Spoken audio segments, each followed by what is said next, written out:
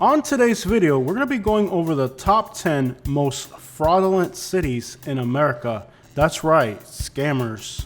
We are living in the age of modern pirates, where people discreetly steal your credit card information and take money directly out of your bank account without ever having to lay their hands on you.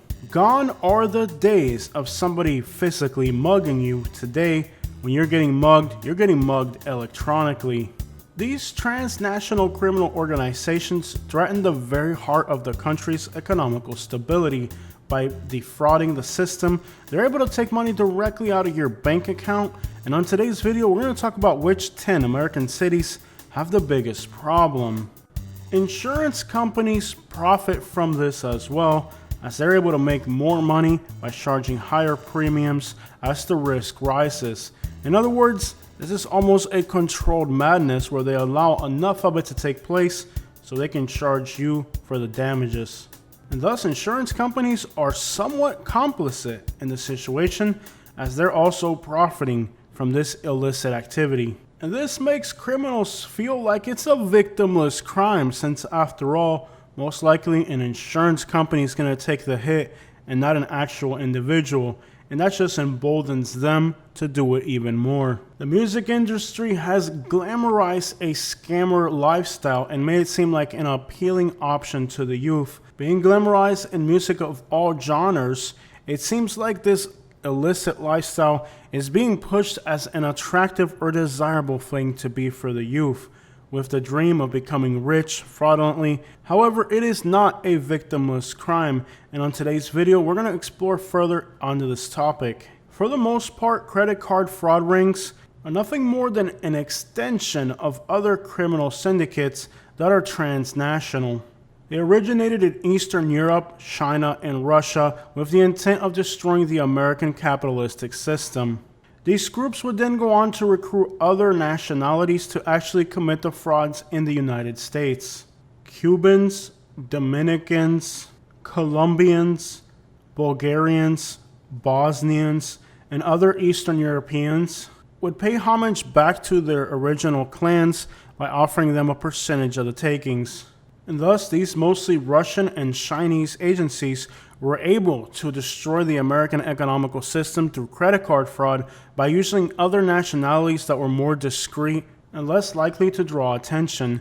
The original areas that were heavily targeted were places like Louisville, Kentucky, Charlotte, North Carolina, Tampa, Florida, Miami, Florida, and Houston, Texas. However, as time went by and other people discovered the technology, it is likely that Russian and Chinese are no longer behind these syndicates, and they work as individual syndicates out of countries like Cuba, the Dominican Republic, Colombia, Venezuela, and Mexico. With the resurgence of African American hate, we even saw many criminal syndicates extend their services in Atlanta, Charlotte, and other cities like Memphis with large African American communities. Areas like Detroit, for example, also became hubs of credit card fraud, as it seemed like African Americans were more likely to be loyal to the fraud than to the system. Now that we understand a little bit of the history of how we got to credit card fraud being just a huge problem in the United States, let's talk about the top 10 cities that have the biggest problem. Number 1 is Miami, Florida, the capital of American fraud. It is said that Miami was built on dirty money. And with over 1 million Cubans in the state of Florida, we can understand that Miami really took off when it came to fraud.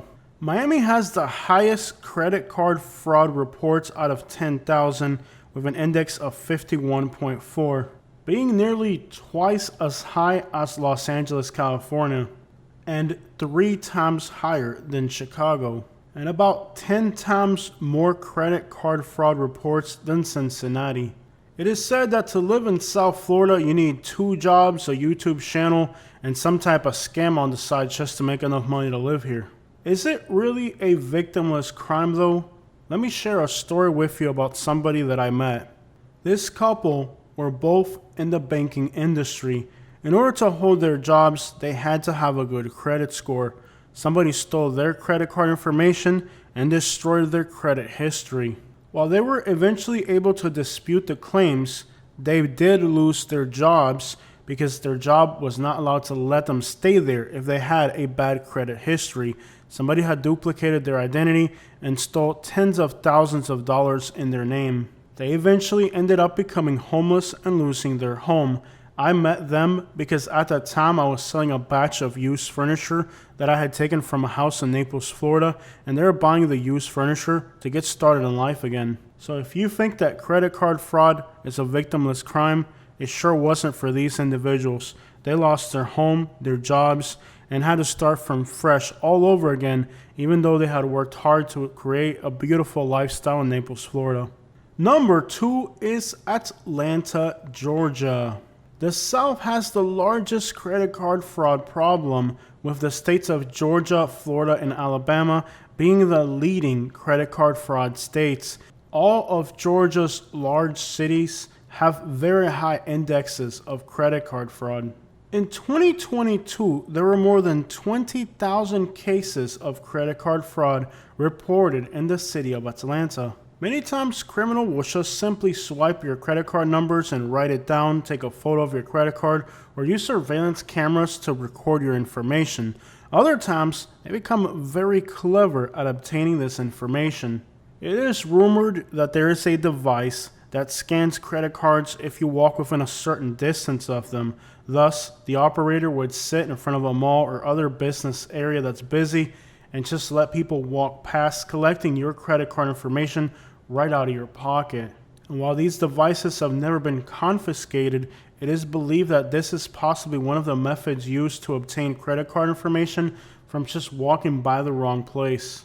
Of course, there's various methods to obtain somebody's identity and credit card information, and in Atlanta, every single avenue is exploited. In 2016, an artist by the name of Designer dropped a song called Panda, which alluded to credit card fraud. The lyrics said, "I got broads in Atlanta, credit cards, and the scammers." Panda would be for the Bank of America credit card that at the time had a panda bear on it. Number 3 is Orlando, Florida. The Orlando-Kissimmee metropolitan area's index is 31 credit card fraud reports for every 10,000 people. With millions of tourists visiting this city every year, it would naturally make sense for credit card fraud syndicates to want to set up game here. In 2022, over 8,400 people had to report their credit cards fraudulently used in the Orlando area. Number 4 is Houston, Texas. In 2022, over 18,000 people reported their credit cards had been stolen in the Houston area. Credit card fraud sometimes can come in a conjunction of other criminal elements, like fencing of stolen materials. Other types of economical crimes, like auto theft rings, also have home in the Houston area. Of course, scamming and fraud is not limited to just credit card fraud, and there's many elements to fraudulent and scammy activities. In the case of Houston, Texas, you have a plethora of different fraudulent activities going on, and thus it will overtake Los Angeles, California, even though in Los Angeles the credit card reports are higher by rate. There's no real way of actually knowing which city has the most scammers. After all, it is a criminal activity that is concealed, and going to other cities and large metropolitan areas to commit crimes is a mode of operation that most of these rings are going to use as law. And thus, we can only really depend on analytics so far.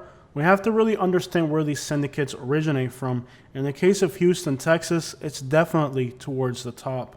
Number 5, Las Vegas, Nevada. Known for great shopping and tourism, it is another no-brainer for scammers and fraudulent people to set up shop here. Expensive colognes, name brand clothing, these are attractive articles for people using fake credit cards looking to fence these goods as they move quickly in the criminal underworld. And thus, Las Vegas, Nevada makes a perfect staging ground for credit card fraud rings. Las Vegas comes in at number 7 on the online list of cities by highest rates of credit card fraud, with a rate of 22 per every 10,000. That rate makes it 2 times higher than the nation's capital, Washington, D.C. Number 6 is Philadelphia, with a rate of 23 per every 10,000. It is also number 6 on this list of cities with the highest rate of credit card fraud. Just under 15,000 people reported their credit cards stolen in Philadelphia. However, many of these criminal rings are going to target the suburbs of New Jersey and Pennsylvania or adjacent Delaware. These rings originate in the city, but they practice their criminal activities in the outskirts and rural communities in the outskirts of Philadelphia. Regardless of which online list you go by, Philadelphia is always towards the top. This area of Pennsylvania and New Jersey is also a hub for credit card fraud rings. Number 7 is Phoenix, Arizona, a city that has some of the best shopping options in the United States. Despite Phoenix having a very low violent crime rate, it excels in electronic crime. Phoenix and its adjacent suburbs are noted for being some of the safest places analytically to live in the United States. But that's just because the criminals are very sophisticated. The people in Phoenix like to wear name brand clothing, a lot of it's expensive, and the allure to have the newest, latest fashion means that a lot of people are willing to do whatever it takes to get their hands on the latest fashions.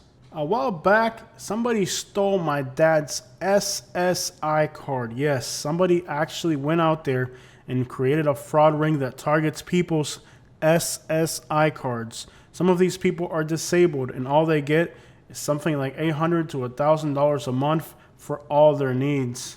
And while they do refund this money to people who have their SSI cards cloned, it's a frustrating process that can leave people who are disabled without funds for months on end, waiting to have their money restored, which is usually simply enough for food, housing, and medication. In the case of my dad's SSI card, it was used in Phoenix, Arizona to buy expensive colognes and very expensive lingerie. I can assure you that this particular ring out of Phoenix, Arizona has quite literally killed people by using their medication, food, and housing money to buy fancy items, luxury items, at the expense of disabled Americans. The reason they target these government-issued cards is because since it's a government agency, they don't seem very interested in investigating it. They just issue another card and let it be. They exploit the weakest links and leave the most vulnerable Americans without basic needs and suffering.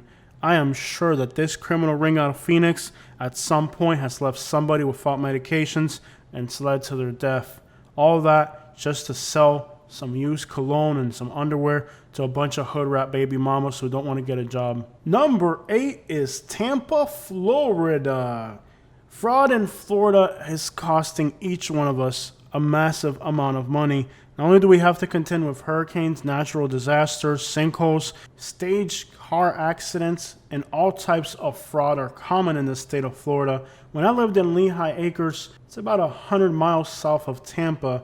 It's a suburban, semi-rural area. I was paying $546 to insure 2 newer vehicles. Yes, that was my car insurance payment. According to my insurance company, that particular zip code that I lived in had so much insurance fraud that was the reasonable price to insure my vehicles. Tampa has also been a credit card fraud hub since the late 90s. 17 out of every 10,000 residents report having their credit card stolen in the Tampa area. Now, I live in the Tampa metropolitan area, and in the last year, I have had my credit card stolen twice. Luckily, it was for small amounts and we caught it early enough. But had it not been done quicker, I'm pretty sure they were going to take my card for a huge ride. And I really don't get how these rates work. I mean, 17 out of 10,000, but it's happened to me twice while living here.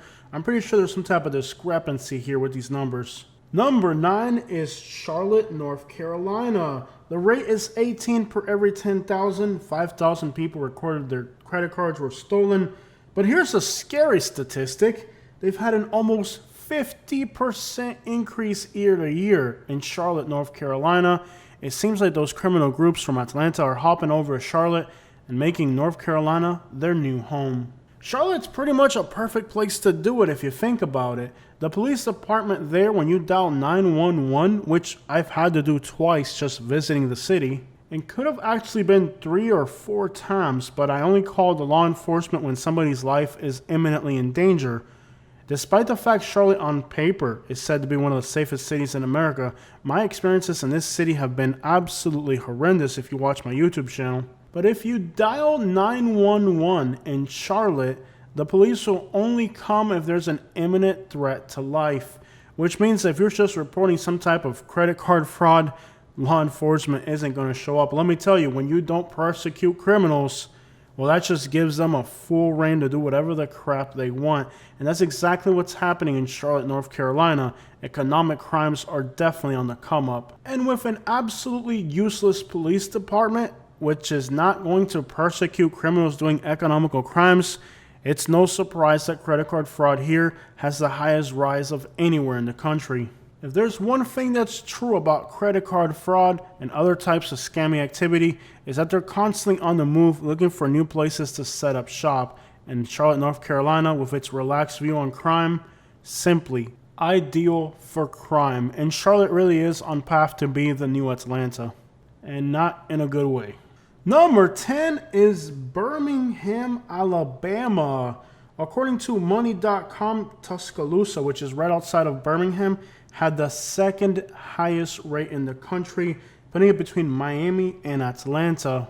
And on the list that we were using by rates, Birmingham is number 14 with 17 out of 10,000 and an increase of over 17% year to year. Birmingham is only 2 hours from Atlanta, and the state of Alabama has different laws that can be easily exploited and, well, just dumber people, making the transactions a lot simpler. Alabama is a very fraudulent state. I lived right outside of Birmingham, between Birmingham and Montgomery, and I can tell you that fraud in Alabama is very prevalent as well. As we can see, the Southwest, the East Coast, and the Deep South is the areas that have the most prevalent credit card fraud. It's much less common towards the north central part of the country. Birmingham, Alabama is in fact a crime-infected city. It has one of the highest murder rates in the United States.